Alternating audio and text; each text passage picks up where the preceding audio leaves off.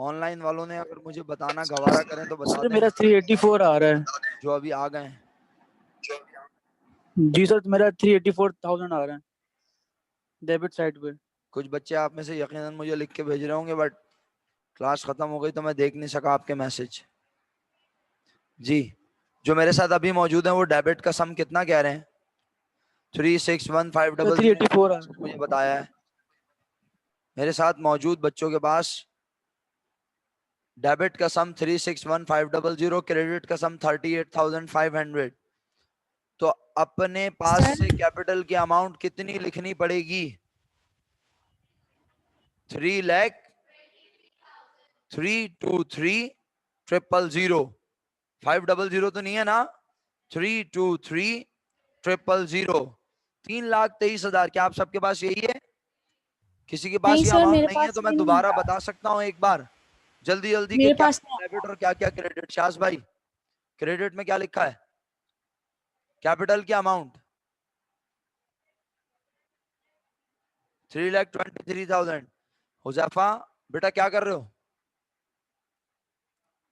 हाँ, same answer नहीं आया। अभी मैंने सारे डेबिट क्रेडिट बोले, आपने मेरे साथ साथ चेक किए। क्रेडिट में बताओ क्या क्या लिखा हुआ है?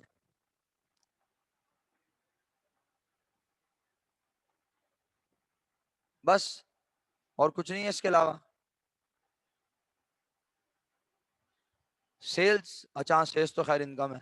Account payable, allowance for depreciation और सैलरीज पेबल। हाँ तो यही था मेरा ख्याल है, और तो कुछ भी नहीं है क्रेडिट में तो।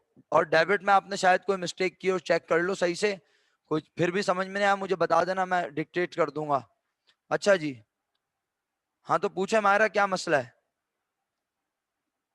आयशा के पास भी चेंज आ रहा है। तलाल क्या मसला है बताओ? तलाल आप अनम्यूट करो और बताओ आपने डेबिट में क्या क्या लिखा है। चलो शाबाश। सर आवाज आ रही है? 1 मिनट यार, फिर तुम लोगों की आवाज गायब हो गई। सबर करो, स्पीकर चेंज हो गया मेरा। हाँ तलाल भाई अब खोल लो। अब अल्लाह की। जी सर आवाज आ रही है। हाँ बोले। सर मैंने कैश डेबिट में 55,000 लिखा। तलाल की मिस्टेक बताएंगे आप? हुजाफा तलाल बता रहा है चीजें, आप डेबिट की सारी चीजें सुन लें। जी प्यारे भाई बोले। ट्रेड रिसीवेबल 1,50,000 डेबिट साइड पे।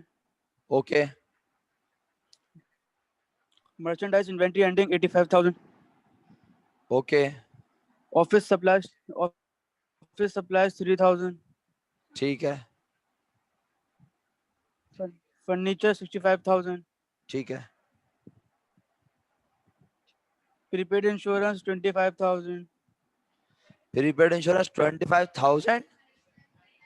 2500 होगा। एक जीरो लगा दिया आपने ज्यादा सर। आ, कोई बात नहीं सर। सही है सर। और फिर आखिर में प्रीपेड रेंट 1,000 आ रहे हैं। Prepaid rent 1,000। 1,000 रुपीज, बिल्कुल सही है सर। अब इंशाल्लाह आपके पास जवाब ठीक आ जाएगा। और फिर सर आयशा, आयशा अब्दुल गफूर, नहीं आयशा जी अब्दुल सर। गफ्फार, बेटा जरा डेबिट के एंट्री सुना दें शाबाश। सर मेरे पास सेम ही है जो सब तलाल ने बोली। तो फिर डिफरेंस क्यों आ रहा है? सर मैं फिर से चेक करती हूँ। तो इसलिए तो कह रहा हूँ आप सुनाएं, हम भी चेक करते हैं। कैश 55,000, बिल्कुल सही। Account receivable 1,50,000, office supplies 3,000, merchandise inventory ending 85,000, furniture 65,000, prepaid insurance 2,500, prepaid rent 1,000। Okay, ये सारे डेबिट हो गए। क्रेडिट सुनाइए। Allowance for depreciation 6,500, sales 4 lakh, salaries payable 2,000, purchase. 1 minute, sales कहाँ से लिख दिया मेरा बेटा? सेल्स तो हमारी इनकम है मेरा बच्चा। इनकम तो पिछले साल ही मार दी थी हमने, 2015 में ही क्लोज कर दी थी। 2016 में सेल्स तो जा नहीं सकती ना आयशा?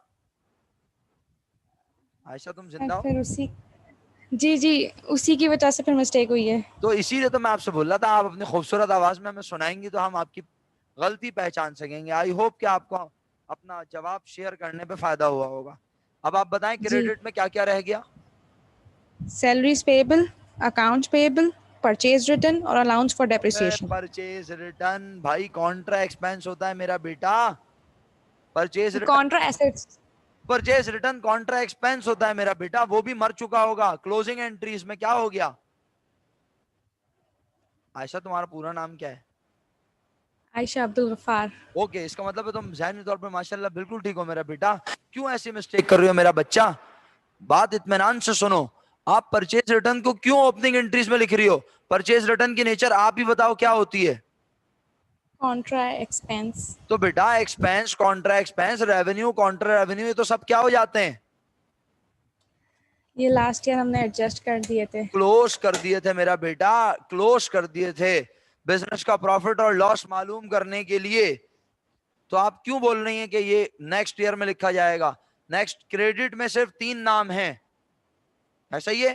पहला allowance for depreciation, allowance for depreciation, salaries payable, salaries payable, accounts payable.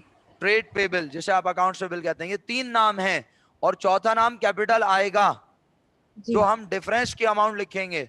I hope कि अब आपके पास सही हो गया होगा। 3,23,000 इज करेक्ट आंसर। कितना फर्क पड़ता है ना यहाँ क्लास में काम करने से। घर से सारे बच्चे 3 सवाल करके आए, बेहतरीन टिका के आंसर मैच हो रहे हैं, कोई मिस्टेक ही नहीं है। और यहाँ पे एक सवाल क्या किया हमने, हकीकत खुल के सामने आ गई, तस्वीर का तो रुख ही चेंज हुआ है भाई। बहरहाल बहुत बहुत शुक्रिया आयशा, मुझे उम्मीद है आपको समझ आ गया होगा बहुत जी अच्छे से। फिर हाँ, कोई कंफ्यूजन हो मेरा बेटा, मैं हाजिर हूँ, आप पूछ सकते हैं जब दिल चाहे। सही है मशहूद भाई, आपका जवाब सही आ रहा है। मौजजा प्यारे भाई, मौजजा। आप जैसे लोगों का जवाब सही आ रहा है भाई, ये तो बहुत अच्छा काम हो गया। मुझे बहुत खुशी हुई मशहूद भाई आपका ये बात सुन के। चले भाई, अब ओपनिंग एंट्रीज अख्ताम पजीर हो गई, इनफ। ओपनिंग पे मजीद बात करने की जरूरत नहीं है, आप चैंपियन हो गए। ये वाला सवाल करने के बाद तो आईना दिखा दिया ना मैंने आपको, इसका मतलब है मजीद प्रैक्टिस की जरूरत है। सर नहीं, जैसे ये बनाई है ऐसी बना लेंगे वो भी। मेरा ख्याल है आप घर पे जाके, हाँ, फॉर्मेट का क्वेश्चन नंबर 2 बाकी है, वो होमवर्क दिया था। नहीं तो वो रहने दें, उसकी वर्कशीट बनी हुई है ना, तो वर्कशीट से देख के छाप लेते हैं लोग। क्वेश्चन नंबर 20 की एडजस्टमेंट बनी हुई है आपके पास, चेक करें।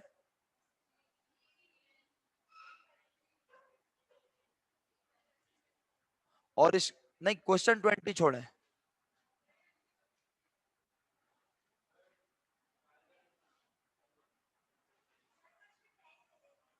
क्वेश्चन 10 उसकी वर्कशीट बनी हुई है क्या? तो फायदा क्या, तुम लोग वहां से देख के छाप लोगे। अच्छा,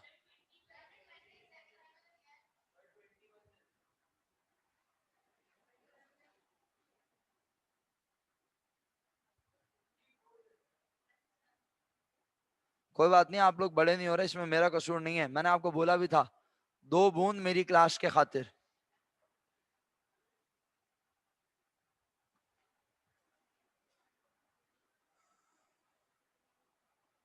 क्वेश्चन 20 ही सही है मेरा ख्याल है, छोटा सा क्वेश्चन है, ओपनिंग एंट्रीज है ना। क्वेश्चन 20 ही कर लें, ओपनिंग एंट्रीज घर पर एक ये सवाल कर लें, और इसके अलावा आपकी मर्जी है, अगर आप 19 भी करना चाहें तो आपकी मर्जी। मैं कल ओपनिंग एंट्रीज चेक नहीं करूंगा, पहले बता रहा हूं, लेकिन अगर आपको कोई प्रॉब्लम हुई तो मैं आपको हेल्प जरूर करूंगा, बताऊंगा। अगर आप कहेंगे सर ये सवाल डिस्कस कर लें, तो फिर मैं सब बच्चों से कहूंगा भाई अगर आपने ओपनिंग एंट्रीज बनाई है चेक कर लो। मैंने ये नोटिस किया है कि जब मैं किसी काम को नहीं बोलता हूं तो आप करते भी नहीं है, इतने प्यारे हैं माशाल्लाह। जबकि ये सारे सवालों की ओपनिंग बन सकती है, ये सारे सवालों की क्लोजिंग बन सकती है, ये सारे सवालों की वर्कशीट बन सकती है, लेकिन कौन बनाए भाई? आप जो काम मैं कहता हूं बस उतना ही करने की कोशिश करते हैं, थोड़ा सा जरा एक्स्ट्रा माइल जाने की कोशिश करें। अगर आप एक्स्ट्रा नंबर लेना चाहते हैं, मैक्सिमम मार्क्स की तरफ जाना चाहते हैं, तो थोड़ा एक्स्ट्रा एफर्ट करें। अच्छा जी, बस अब हम कुछ नया पढ़ने की तरफ आ रहे हैं finally.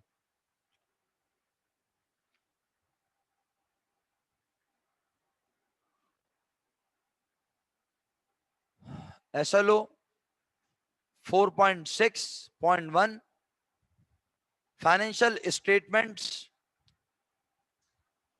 are those statements which shows the business performance as well as business position. Financial statements आज की क्लास से शुरू कर रहे हैं हम। क्या होते हैं फाइनेंशियल स्टेटमेंट? मैंने अंग्रेजी में कहने की कोशिश की, आसान उर्दू में यह मतलब है माली मामलात को जानने के लिए कुछ डॉक्यूमेंट्स प्रोड्यूस किए जाते हैं। फर्स्ट ईयर के लेवल पर हम आपको फाइनेंशियल स्टेटमेंट सिर्फ 2 पढ़ाते हैं, प्रैक्टिकल लाइफ में 5 हैं। किसने बताया? किसने बताया? बोल। वो 5 कौन कौन से हैं? नहीं नहीं, मतलब किसने नहीं बताया, आपको किसने बताया? मुझे पता है अक्षा ने बताया, किसने बताया 5 हैं? तुम तो यहाँ का नहीं पढ़ पा रहे। हाँ तो मस्त, तुम मत बोलो ना किसी को, तुम जेलिस मत हो, और लड़कियों से मत हो। अगर तुम्हारे अंदर लड़कियों वाली कैरेक्टरिस्टिक हैं तो जेलिस हो, फिर जेलिस हो भाई। लेकिन अगर तुम वाकई में लड़के हो, लगते तो हो, तो फिर जेलिस ना हो, वो लड़की है। लड़कियां वैसे भी पढ़ती हैं, और लड़कों से जेलिस होना है तो अली मोहम्मद से हो, मोहम्मद अली से हो, वो पढ़ता है माशाल्लाह। जी बेटा।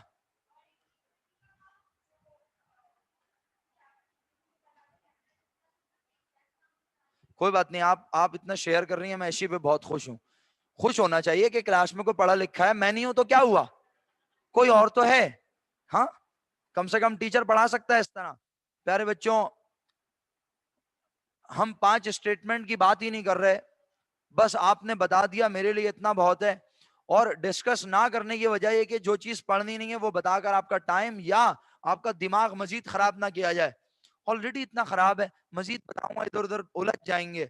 बेहतर है 2 ही चीजें पढ़नी है, number 1 income statement, number 2 balance sheet. आज की क्लास में मेरी कोशिश है कि मैं आपको इनकम स्टेटमेंट के बारे में गाइड करूं, इनकम स्टेटमेंट के बारे में बताऊं कि ये क्या है और इसमें कौन कौन सी तरह की चीजें पाई जाती हैं। इसमें कोई शक नहीं है अल्हम्दुलिल्लाह कि पूरी क्लास जानती है कि इनकम स्टेटमेंट में कौन कौन सी नस्ल की चीजें पाई जाती हैं। आवाज ही नहीं आ रही। सब जानते हैं लेकिन बोलेंगे नहीं सबसे पहले। और जब एक्सपेंस कहते हैं तो मतलब और साथ, इसका मतलब है ये तो पूरी क्लास जानती है कि इनकम स्टेटमेंट में तमाम एक्सपेंसेस को रिप्रेजेंट किया जाता है, तमाम कॉन्ट्रा एक्सपेंस को रिप्रेजेंट किया जाता है, तमाम रेवेन्यूज और तमाम कॉन्ट्रा रेवेन्यूज को रिप्रेजेंट किया जाता है। क्यों? ताकि बिजनेस की परफॉर्मेंस के बारे में पता चल सके। आम इंसान क्लोजिंग एंट्रीज देखकर पागल हो जाएगा, ये क्या ड्रामेबाजी है, आगे पीछे क्यों डांस चल रहा है, क्यों ब्रेक डांस कर रहे हैं, एक यहां एक यहां। समझ आ रही है बात? नहीं आ रही? समझ देर से आती है। क्लोजिंग एंट्रीज पढ़ने से किसी की तबीयत खराब हो सकती है कि भाई ये क्या ड्रामेबाजी है। क्लोजिंग एंट्रीज में प्रॉफिट तो पता चलता है, लेकिन जिस तरह पता चलता है वो हर बंदे के बस की बात नहीं है उसे समझना। ठीक, अच्छा। और वर्कशीट भी अकाउंटेंट अपनी सहूलत के लिए बनाता है, मैंने आपको बताया।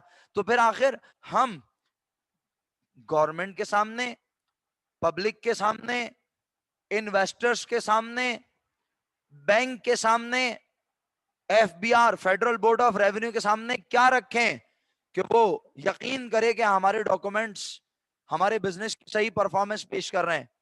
बेटा बात तो बहुत तवील हो जाएगी, मैं बहुत बोल सकता हूं इस बात पर, लेकिन मैं बहुत लिमिट लगा के बोलता हूं अब, क्योंकि इस पर बहुत तवील बोला जा सकता है। और तवील बोलने की भी वजह यह है कि पाकिस्तान में माजरत के साथ निजाम है लेकिन इंप्लीमेंट नहीं हुआ हुआ।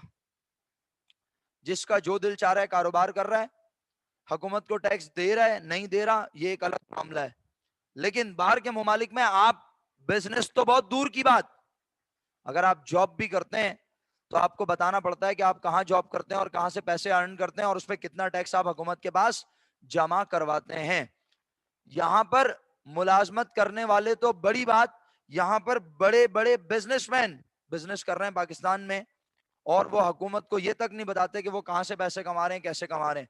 अगरचे कि हुकूमत आहिस्ता आहिस्ता निजाम को ठीक करने की कोशिश कर रही है। तो मेरी बात बहुत तवील हो सकती है लेकिन मैं करना नहीं चाह रहा। आपके लेवल के लिहाज से मैं सिर्फ इतना कह रहा हूं प्यारे बच्चों कि बिजनेस की परफॉर्मेंस को जानने के लिए एक स्टेटमेंट बनाया जाता है। परफॉर्मेंस की बात हो रही है, पोजीशन नहीं। परफॉर्मेंस को जानने के लिए जो स्टेटमेंट बनाया जाता है उसे इनकम स्टेटमेंट कहते हैं। और यहां पर आपके पास उस इनकम स्टेटमेंट का जिक्र भी है। मैंने आपको फाइनेंशियल स्टेटमेंट बता दिया क्या चीज है, इनकम स्टेटमेंट, और दूसरा बैलेंस शीट। बैलेंस शीट पुराना नाम है, उसे दौरे जदीद में कहते हैं statement of financial position. Balance sheet थोड़ा पुराना नाम है, लेकिन आपको बुक में ज्यादातर बैलेंस शीट लिखा हुआ मिलेगा। दौरे जदीद में उसका नाम है स्टेटमेंट ऑफ फाइनेंशियल पोजीशन। और इनकम स्टेटमेंट आपको यहां पर इनकम स्टेटमेंट के नाम से ही नजर आएगा। आप देख सकते हैं 4.6.4 में इनकम स्टेटमेंट के बारे में हम आपसे बात करेंगे और उसके की फीचर्स आपको बताएंगे। सही है। फाइनेंशियल स्टेटमेंट बनाने के ऑब्जेक्टिव्स क्या होते हैं? तो जाहिर सी बात है, बिजनेस की परफॉर्मेंस को जानने का हक सिर्फ ओनर को नहीं, ओनर के अलावा गवर्नमेंट को भी हक है, फेडरल बोर्ड ऑफ रेवेन्यू यानी टैक्स अथॉरिटीज को भी हक है, किसी इन्वेस्टर को भी राइट है कि अगर वो कारोबार में पैसे लगाना चाहता है तो वो पहले बिजनेस को जज करे कि बिजनेस अच्छा चल भी रहा है या नहीं। अगर बैंक हमें कर्जा देना चाहता है तो बैंक हमारी शक्ल देख के हमें कर्जा, ये एचएल1 पढ़ाते हुए मैंने बताया था, शक्ल आपकी कितनी भी खूबसूरत हो, मास्क हटाने के बाद भी, लेकिन फिर भी बैंक आपको कर्जा नहीं देगा। कब देगा? जब बैंक देखा कि ऑलरेडी आपने अपने बिजनेस में अपने 2 करोड़ रुपए लगाए हुए और आप बैंक से मांग रहे हैं सिर्फ 50 लाख रुपए, तो बैंक कहेगा इसने अपने 2 करोड़ रुपए लगाए हुए, अगर ये डूबा तो पहले ये 2 करोड़ लेके अपने डूबेगा, उसके बाद हमारे 50 लाख लेके डूबेगा। तो बैंक ऐसी सूरत में कर्जा देना पसंद करेगा जब वो देखेगा कि आपके बिजनेस की पोजीशन और परफॉर्मेंस, सिर्फ ये नहीं कि आपने 2 करोड़ रुपए लगाए हुए, ये भी चेक करेगा कि आपके बिजनेस में एबिलिटी है इतने पैसे जनरेट करने की कि आप उसे रीपे कर सकें, आप हर महीने उसकी इंस्टॉलमेंट उसे पे कर सकें। देखें इंडिविजुअल्स को, आप अभी तक माशाल्लाह स्टूडेंट है ना, थोड़ा सा आपको आइडिया दे रहा हूं दो लाइनों में। इंडिविजुअल्स को लाइक मुझे अगर बैंक कर्जा देगा तो वो चेक करेगा कि मैं जो सैलरी अर्न करता हूं उस सैलरी में से मैं आसानी उस बैंक के कर्जे की इंस्टॉलमेंट पे कर सकता हूं या नहीं। और बैंक का उसका अपना एक हिसाब है, वो हिसाब नहीं हम आपको सिखा रहे, हम सिर्फ ये बताने की कोशिश कर रहे हैं। तो बैंक मुझे कर्जा देते हुए देखता है मेरी सैलरी, टेक होम सैलरी, कि मैं क्या अपने घर लेकर जाता हूं। फिर वो सोचता है खुद से कि अगर यार ये शख्स अपने घर, बिल फर्ज समझाने के लिए बोल रहा हूं, 1 लाख रुपए लेके जा रहा है, तो 1 लाख रुपए में से 60-70 हजार रुपए तो इसका घर का खर्चा ही होगा, सब मिला के 80 हजार होगा, ये 20 हजार की इंस्टॉलमेंट दे सकता है, ये 30 हजार की इंस्टॉलमेंट। ये बैंक की अपनी सोच है, हम इसके ऊपर पाबंदी नहीं लगा सकते। तो बैंक कहता है कि आपको हम इतने रुपए कर्जा देंगे और 1 महीने की इंस्टॉलमेंट इतनी होगी। वो इंस्टॉलमेंट छोटी हो सकती है अगर मैं टेन्योर को बढ़ा लूं, अगर मैं बोलूं 5 साल के बजाय मैं 10 साल में वापस करूंगा तो इंस्टॉलमेंट की अमाउंट छोटी हो जाएगी, लेकिन फिर इंटरेस्ट ज्यादा हो जाएगा। ठीक है, खुदा ना खास्ता ना मैं कर्जा लेना सिखा रहा हूं ना मैं कर्जा देना, मैं आपको प्रोसीजर बता रहा हूं कि बैंक हमारे फेस को नहीं बल्कि हमारे बिजनेस को देखता है, और बिजनेस को देखने के लिए हम बैंक के पास जमा करवाते हैं अपने बिजनेस के फाइनेंशियल स्टेटमेंट्स। और सिर्फ बैंक नहीं, गवर्नमेंट के पास भी जमा करवाते हैं, फेडरल बोर्ड ऑफ रेवेन्यू के पास भी जमा करवाते हैं। और प्रॉपर प्लानिंग के लिए बिजनेस की आज क्या परफॉर्मेंस है, बिजनेस की आज क्या पोजीशन है, हमारे पास कितना कैश है, हम अपने बिजनेस से कितने लोगों से रिसीवेबल्स हैं, हम अपने रिसीवेबल्स को कितना जल्दी कलेक्ट कर रहे हैं, हम अपने पेबल्स को कितना जल्दी पे कर रहे हैं, ये सारी चीजों को जानने का, समझने का, एनालाइज करने का मौका मिलता है। पीओसी में अगर आपका ये वाला एसएलओ खत्म नहीं हुआ, कौन सा? Analysis of financial statement. कुछ रेशियोज आपकी मिस ने आपको पढ़ाए होंगे शायद, वर्किंग कैपिटल पढ़ाया? हाँ मुझे याद है पढ़ाया। एक बार आप मुझसे बोल रहे थे कि वो कोई प्रीपेड और करंट एसेट करंट लायबिलिटी वाला चक्कर, याद है आपने ही पूछा था ना मुझसे, इसका मतलब है मिस ने आपको रेशियोज पढ़ाए। तो वो रेशियोज जो आपको थोड़े से पढ़ाए गए बेटा, उसके ऊपर मास्टर्स में पूरा सब्जेक्ट पढ़ाया जाता है, एनालिसिस ऑफ फाइनेंशियल स्टेटमेंट। हम अभी आपको फर्स्ट ईयर में फाइनेंशियल स्टेटमेंट बनाना सिखा रहे हैं सोल प्रोप्राइटरशिप बिजनेस के।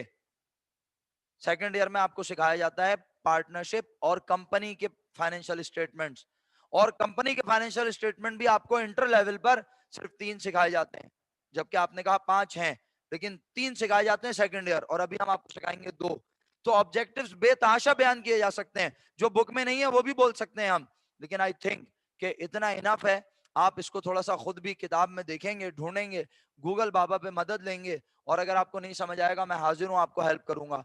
बेटा एक एक एसएलओ की लाइन को पढ़ना, देखिए आज इत्तेफाक की बात है मैंने एसएलओ यहाँ पे ऐसे ही खोला हुआ है, लेकिन आप मेरा यकीन करें, अगर मैं ये ना भी खोलूं तो मेरे लेक्चर को देने के बाद आप घर पे जाके एसएलओ को देखा करें, मैं वो तमाम चीजों को कवर कर रहा होता हूं। ये जरूर मुमकिन है, मैं ये नहीं कह रहा कि मैं बहुत आउटस्टैंडिंग पढ़ा रहा हूं, ये जरूर मुमकिन है कि मैं किसी चीज पर जहां 4 लाइनें बोलनी हो शायद मैं वहां 2 लाइनें बोलूं या 3 लाइनें, लेकिन मैं बात जरूर करूंगा। ऐसा मुमकिन नहीं कि मैं किसी एसएलओ को लेफ्ट कर जाऊं, एसएलओ कवर हो रहे होते हैं। तो ऑब्जेक्टिव्स बेतहाशा हो सकते हैं, सही है, कि हमने गवर्नमेंट के पास जमा करवाना है, हमने अपने बिजनेस की परफॉर्मेंस को जानना है, हमने प्लानिंग करनी है बिजनेस की, हमने फ्यूचर प्लानिंग करनी है, हम बिजनेस को खत्म करें या बिजनेस को चलाएं, ये डिसीजन लेना है। बहुत सारे जो है ऑब्जेक्टिव्स हो सकते हैं। की कंपोनेंट्स ऑफ फाइनेंशियल स्टेटमेंट में जब वो लिख के दे रहा है कि बच्चों को बताओ कितने, बोल ही नहीं रहे, नजर नहीं आ रहा, नजर नहीं आ रहा, आ रहा है पक्का? ज़ाहरा नजर आ रहा है? सोच लो। हाँ, पढ़ना ये क्या लिखा हुआ है? जब बेचारी वो वहां से बैठ के पढ़ सकती है मेरी बच्ची, तो बाकी सारी जाहिलीन को नजर क्यों नहीं आ रहा बे? हैं? ग्लासेस तो नजर आना चाहिए ना प्रॉपर। तो इसका मतलब है नंबर चेंज कराने की जरूरत है मेरा बेटा। अच्छा चलें कोई बात नहीं, एक दफा दोबारा पढ़ दो मेरा बेटा अपना रिजा के लिए।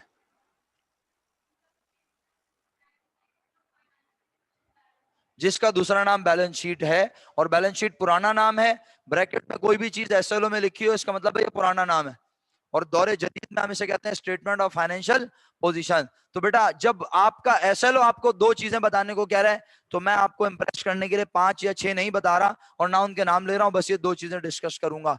अब कहता है इनकम स्टेटमेंट क्या है? अल्हम्दुलिल्लाह हम आपको बता चुके हैं, इनकम स्टेटमेंट परफॉर्मेंस को जानने का तरीका है। किसी बिजनेस की परफॉर्मेंस कैसे जानी जाती है? किसी बिजनेस को अगर आप जानना चाहें कि वो अच्छा है या बुरा, किसी बिजनेस के बारे में अगर आप जानना चाहें, तो आम तौर पर आप सबसे पहले उस बिजनेस की क्या चीज जानने की कोशिश करते हैं? बोलें। किसी भी बिजनेस को अगर आप जानना चाहें, किसी भी बिजनेस के बारे में अगर आप एनालिसिस करें, तो आप सबसे पहले क्या जानने की कोशिश करेंगे बिजनेस का? बोल ही नहीं रहे आप। जहरा? प्रॉफिट। प्रॉफिट या लॉस जानने की कोशिश करेंगे, बिल्कुल करेक्ट आंसर है। बहुत शुक्रिया, आपने अनम्यूट करके भी मुझे बताया। यहाँ जो लोग मुझे लिख के भेज रहे हैं प्रॉफिटेबिलिटी, प्रॉफिट या लॉस, प्रॉफिट, बहुत बहुत शुक्रिया आप तमाम लोगों का। यहाँ भी अच्छे खासे लोगों ने जवाब दिया, लेकिन आवाज जरा धीमी हो जाती है क्योंकि 12 बज रहे हैं ना, अब आहिस्ता आहिस्ता आपकी बैटरी खत्म हो रही होगी। बहरहाल काम की बात ये कि बिजनेस का प्रॉफिट या लॉस बताता है इनकम स्टेटमेंट, और इनकम स्टेटमेंट में चंद चीजें हैं जिनको हम आपके साथ डिस्कस करने लगे हैं। मसलन नेट सेल्स, कॉस्ट ऑफ, इसको पहले नेट सेल को सेल्स रेवेन्यू भी कहते थे, इसी तरह कॉस्ट ऑफ सेल इसका पुराना नाम है कॉस्ट ऑफ गुड्स सोल्ड, हमने पढ़ा है। ऐसे इतना मरी हुई आवाज में बोल रहे हैं जी पढ़ा है, नहीं क्यों पढ़ा है हमने? नहीं पढ़ते ही नहीं हम, काश के हम पढ़ते ही नहीं। कॉस्ट ऑफ गुड्स सोल्ड पढ़ा है? कहां पढ़ा है? आपने पढ़ा है एक दफा, क्वेश्चन नंबर 1 या 2 चेक करो जाके, बुक सर है? क्वेश्चन नंबर 2 है सर। क्वेश्चन नंबर 2 जाओ चेक करो। सब नहीं, आप चेक कर रहे हैं। वर्कशीट फॉर्मेट का क्वेश्चन नंबर, फॉर्मेट का क्वेश्चन नंबर 2 भी है। बहुत शुक्रिया सर, नजर आया? 2 जो होता है ना वो 2 की जगह पे होता है, 27 पे नहीं होता प्यारे भाई, तफरी ना करो ना, चेक कर लो एक बार। कॉस्ट ऑफ गुड्स सोल्ड को हम किस नाम से लिखेंगे प्यारे बच्चों? Cost of.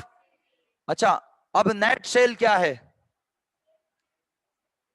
एक मर्तबा का जिक्र है, आप बहुत छोटे छोटे थे, मैंने आपको बैड डेट्स, बैड डेट्स याद आया, कैलकुलेट करना सिखाया था।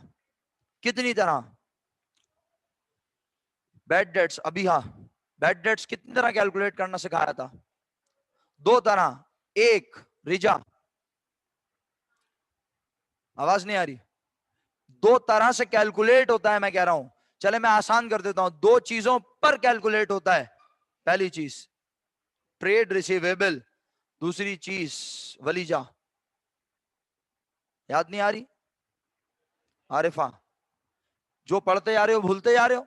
जी प्यारे भाई शहीर, नेट क्रेडिट सेल, क्या बोला?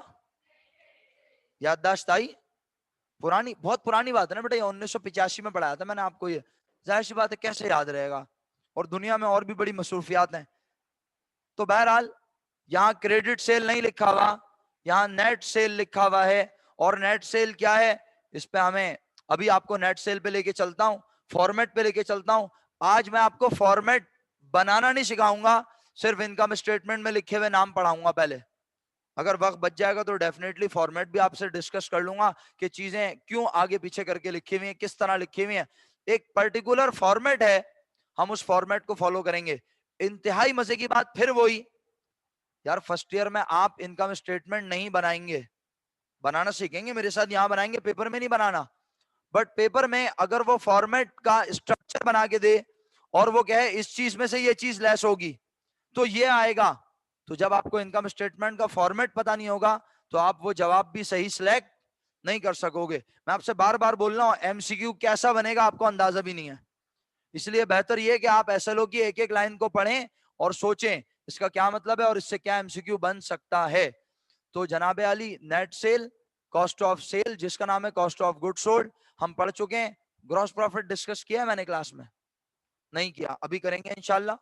Operating expense, other income and net profit, और इसके बाद फिर आपको मुझे इनकम स्टेटमेंट जो है वो बनाकर प्रॉपर तरीके से क्लासिफाइड फॉर्म में सिखाना है, और इनकम स्टेटमेंट फिर प्रैक्टिकल क्वेश्चन से करवाना है। ये हमारा काम है। बैलेंस शीट इसके बाद पढ़ेंगे। तो फिलहाल अब मैं आपको फॉर्मेट पे लेके चलता हूँ।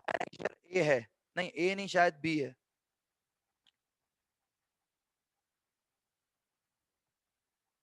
एनेक्चर बी है, जी हाँ बिल्कुल। घर पर जाकर आप इस एनेक्चर को देखना चाहें तो जरूर देख लीजिएगा।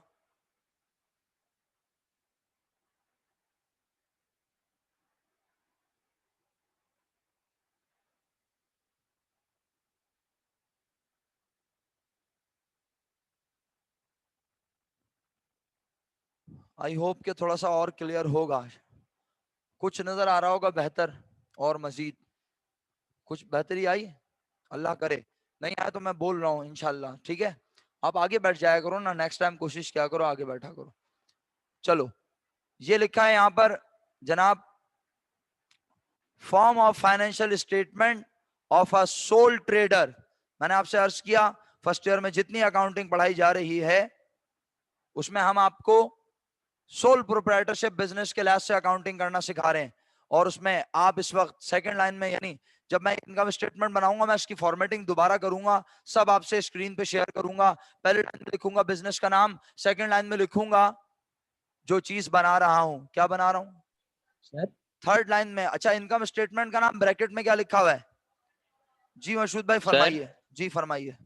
सर तो हम लोग सर्विस सेक्टर की भी इनकम स्टेटमेंट नहीं बनाएंगे क्या? बिल्कुल बनाएंगे सर, लेकिन वो समझ लें अगर मैं आपको 10 इनकम स्टेटमेंट बनवाऊंगा टोटल, तो उसमें से जी 9 सर। बनवाऊंगा ट्रेडिंग की या 8 बनवाऊंगा ट्रेडिंग की, और एक सर्विस की मैं बनाऊंगा और एक सर्विस की आप बना लेंगे बस। Okay sir, service thank you sir. Business का इनकम स्टेटमेंट इतना आसान है कि आप बोलेंगे सर ये पढ़ाने की भी जरूरत नहीं है, इतना आसान है। लेकिन मैं पढ़ाऊंगा, मजबूरी है, एक बार तो पढ़ाना है, मेरी जिम्मेदारी है, ठीक है। लेकिन मुझे पूरा यकीन है सर्विस बिजनेस का इनकम स्टेटमेंट आपको आसान तरीन इनकम स्टेटमेंट लगेगा। लेकिन ट्रेडिंग वाले में थोड़ी ड्रामेबाजियां हैं, आइए वो ड्रामेबाजियां देखते हैं। सबसे पहले आप ये गौर से देख लें क्या लिखा हुआ है, नजर आ रहा है? नेट सेल कॉपी करने की जरूरत नहीं है, ये एनेक्चर आपके पास ऑलरेडी मौजूद है। आप आज की क्लास में सिर्फ मेरे साथ ये टर्मिनोलॉजी समझ रहे हैं। कुछ बच्चे हमारे साथ ओ लेवल्स के हैं, कुछ बच्चे, अच्छा कॉमर्स AQUB से कौन पढ़कर आया पहले से? कॉमर्स अकाउंटिंग थी? नहीं थी? क्यों? AQUB में तो अकाउंटिंग आ चुकी है।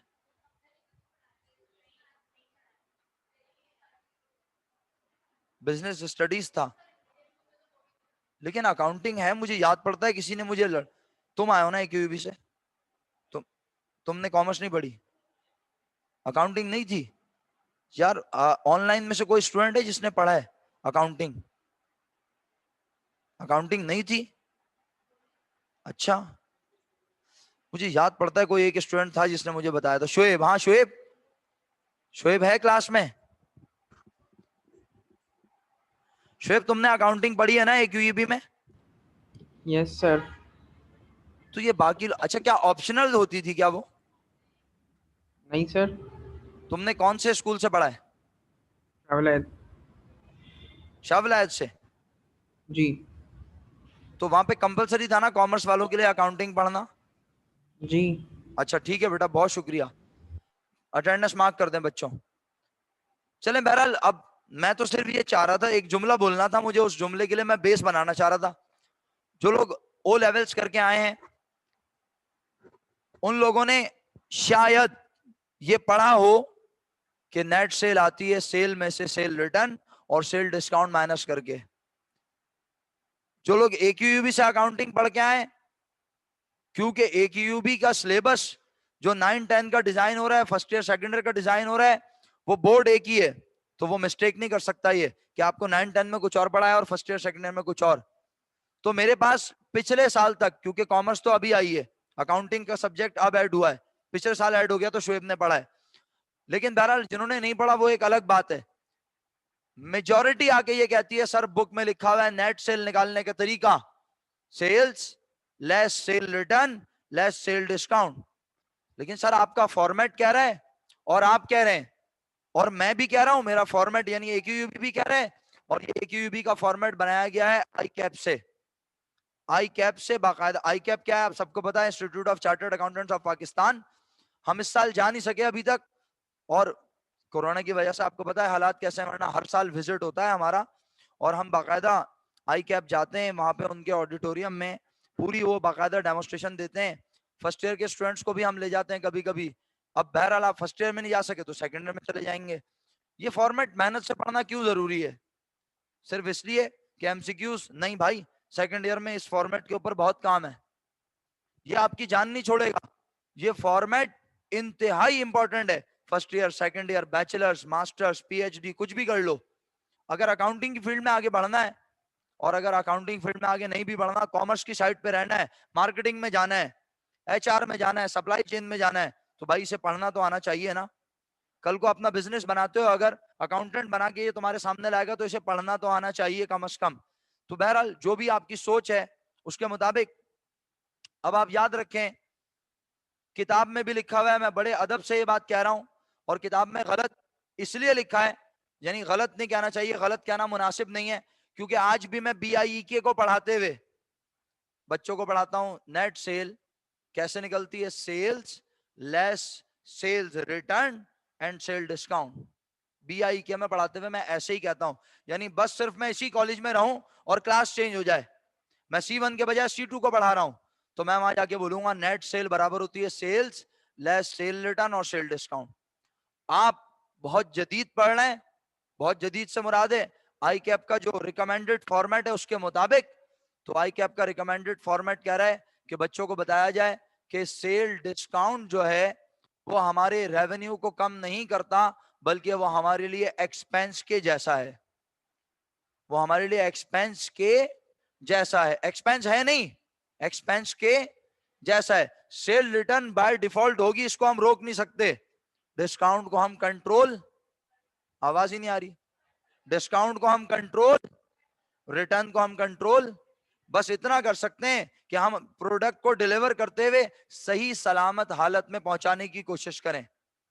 अगर कस्टमर को सही डिलीवर होगी तो वो खराबी या सब स्टैंडर्ड होने की सूरत में हमें वापस करेगा, अदरवाइज वापस नहीं करेगा। तो बहरहाल सेल डिस्काउंट मेरे बच्चों अब से यहां नहीं आएगा। जिन्होंने अकाउंटिंग थोड़ी बहुत पढ़ी हुई है ना, जिन्होंने बिल्कुल नहीं पढ़ी वो तो बड़े मासूम है, बहुत प्यारे हैं वो। क्यों? वो मेरी बात मान रहे हैं, मेरी मान रहे हैं, फॉर्मेट की मान रहे हैं, बोर्ड की मान रहे हैं। ये एक रिकमेंडेड फॉर्मेट है जो दुनिया में फॉलो हो रहा है, लेकिन मैं इस वक्त दुनिया की बात नहीं कर रहा, मैं पाकिस्तान की बात कर रहा हूं। और पाकिस्तान में एक रेगुलेटरी अथॉरिटी है जो सारी अकाउंटिंग को कंट्रोल करती है, और उस अथॉरिटी का नाम है ICAP, institute of chartered accountants of Pakistan. Pakistan से रिलेटेड अकाउंटिंग के जितने मामलात होते हैं वो सबसे पहले ICAP में डिस्कस होते हैं। ICAP के मेंबर्स जो होते हैं, जो क्वालिफाइड चार्टर्ड अकाउंटेंट्स होते हैं, फेलो मेंबर्स होते हैं, वो लोग पहले डिस्कस करते हैं, और जब उसका हल यहीं पे निकल आता है तो वो पाकिस्तान में पब्लिश कर दिया जाता है, बता दिया जाता है, कम्युनिकेट कर दिया जाता है। और अगर उसका हल यहाँ ना निकल सके तो ये ICAP के members, international accounting standards, international accounting standard boards, जो मैंने आपको बताया था SLO 1 में हिस्ट्री बताते हुए, उस बोर्ड मीटिंग में जाकर प्रेजेंट करते हैं मामलात को। दुनिया के लोग उस मीटिंग में हाजिर होते हैं, डिस्कस किया जाता है, जैसे UN का इजलास होता है, बिल्कुल इसी तरह इंटरनेशनल अकाउंटिंग स्टैंडर्ड्स का एक फोरम है। उस फोरम पर लोग आते हैं, डिस्कस करते हैं, और उसके बाद सॉल्यूशन निकलता है, और वो सॉल्यूशन इंटरनेशनल अकाउंटिंग स्टैंडर्ड्स में पब्लिश होता है बाकायदा। International accounting standards, international financial reporting standards, ये बाकायदा वो उसूल हैं, वो कवायद व ज़वाबित हैं, वो रूल्स एंड रेगुलेशन हैं, या यूं कह लें ये इस तरह की किताबें हैं। जैसे मैं बीइंग अ मुस्लिम मिसाल दे सकता हूं, अगर कोई नॉन मुस्लिम है तो वो अपने लिहाज से सोच ले, उसकी भी कोई बुक होगी जिसे वो फॉलो करता होगा। मैं बीइंग अ मुस्लिम कह सकता हूं कि अल्लाह ताला ने हमें एक किताब अता फरमाई है जिससे हम रहनुमाई हासिल करते हैं पैदाइश से लेके मरने और मरने के बाद तक, और वो किताब है कुरान मजीद, कलाम पाक, उससे हम हिदायत लेते हैं। और भी बहुत सारी चीजें, ऐसा नहीं है, अहादीस भी हैं, वो सब चीजें मैं उनको भी मानता हूं भाई, लेकिन मैं एक जनरल बात कर रहा हूं। इसी तरह अकाउंटिंग पढ़ते हुए अगर आपको रहनुमाई की जरूरत है तो नाउजुबिल्ला ये किताब किसी ऊपर से नाजिल नहीं हुई, ये किताब इंसानों ने बनाई है, लेकिन कोई एक इंसान इसका इन्वेंटर नहीं है, कोई एक इंसान इसका ऑथर नहीं है, बल्कि बहुत सारे लोग मिलकर एक फोरम पे इसे डिस्कस करते हैं। आई होप आपने मेरी बातों को गौर से सुना। अब काम की बात क्या है, आप रट्टा लगाएं, माने या इसे समझें। अकाउंटिंग कह रही है अब कि नेट सेल लिखते हुए आपकी प्रेजेंटेशन कैसे होगी। ये 3 कॉलम है, हम पेपर में अगर इनकम स्टेटमेंट बनाते तो 3 कॉलम में बनता, चौथे कॉलम में नहीं आते। प्रेजेंटेशन ऐसे ही होती बिल्कुल, और अब जब आप बनाओगे मेरे साथ तो आप भी ऐसे ही बनाओगे, इसको स्ट्रिक्टली फॉलो करना है। इनिशियल स्टेज पर मैं आप सबको रिकमेंड करूंगा कि अगर आप ये पेज, ये वाला और इसके बाद वाला पेज अपने साथ प्रिंट आउट निकाल के ले आते हैं, या अपने सामने रखते हैं, या अपने पास मोबाइल में दूसरी स्क्रीन पे खोल लेते हैं, या लैपटॉप पर, तो आपको बहुत फायदा होगा काम करते हुए। क्योंकि मुझे बहुत रिलीजियसली इसको फॉलो करना है, मैं इसको इग्नोर नहीं कर सकता। आपका बोर्ड इसी पैटर्न पे आपसे काम चाहता है। लेकिन मजे की बात है, लास्ट ईयर मैं बोर्ड में जब मेरी जाके बात हुई और मैंने पूछा, तो उन्होंने कहा भाई हम बच्चों को लेवरेज दे रहे हैं, अगर बच्चा इस फॉर्मेट, अगर कोई बच्चा सेल में से cell return, sale discount minus भी कर रहा है तो हम उसको लेवरेज दे रहे हैं, क्योंकि अभी तक बुक्स में यही मौजूद है। आप इस बुक में देख लें, लाइब्रेरी अगर जाना हो तो वहां पे बेतहाशा बुक्स मौजूद हैं, वहां पे भी चेक कीजिएगा। पुरानी बुक्स में सेल्स लेस सेल रिटर्न और सेल डिस्काउंट हो रहा है, लेकिन हम आपको कह रहे हैं अब आपने सेल डिस्काउंट को यहाँ प्रेजेंट नहीं करना। मेरा ख्याल है मैं बहुत बोल चुका हूँ इसी एक बात पर, तो आप सेल डिस्काउंट को कहाँ प्रेजेंट करेंगे, जब मैं नीचे आके मजीद चीजें एक्सप्लोर करूंगा तो मैं बताऊंगा। यहाँ पर लिखा हुआ है डिस्काउंट, डिस्काउंट एक्सपेंस,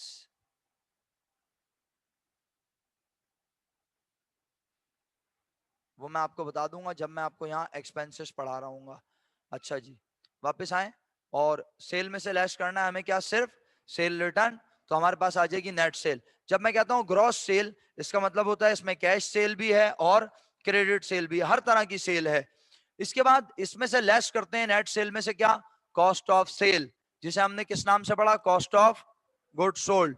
भाई ऑनलाइन वाले मेरे साथ हैं क्लास में, बात सुन रहे हैं गौर से, कॉस्ट ऑफ सेल का नाम क्या है, कॉस्ट ऑफ गुड सोल्ड। अच्छा आप सुनो, इसकी कंप्यूटेशन तो मैं आपसे डेफिनेटली डिस्कस करूंगा, बड़ी कंप्यूटेशन है, लेकिन क्योंकि क्लास खत्म होने वाली है ना, तो मैं आपको direct sales, cost of sale और ग्रॉस प्रॉफिट अभी बताना चाह रहा हूं, अभी के अभी फौरन, और अल्लाह के हुक्म से अभी समझ भी आ जाएगा। बिलफर्ज मैं कहता हूं मैंने माले तिजारत, मर्चेंडाइज परचेज की 10,000 रुपीज की। कितने की मर्चेंडाइज परचेज की, मर्चेंडाइज क्या, माले तिजारत, जिसे खरीद के क्या करता हूं, आगे बेचता हूं। 10,000 रुपीज की मर्चेंडाइज खरीदी, दिमागी तौर पे मेरे साथ रहे, अल्लाह के हुक्म से अभी के अभी समझ आ जाएगा। और सारी की सारी मर्चेंडाइज को कितनी कितनी, सारी की सारी मर्चेंडाइज को 25,000 रुपीज में बेच दिया। 25,000 में बेचा तो ये कहलाएगा, ये 25,000 क्या कहलाएगा, पहले इसका नाम लें।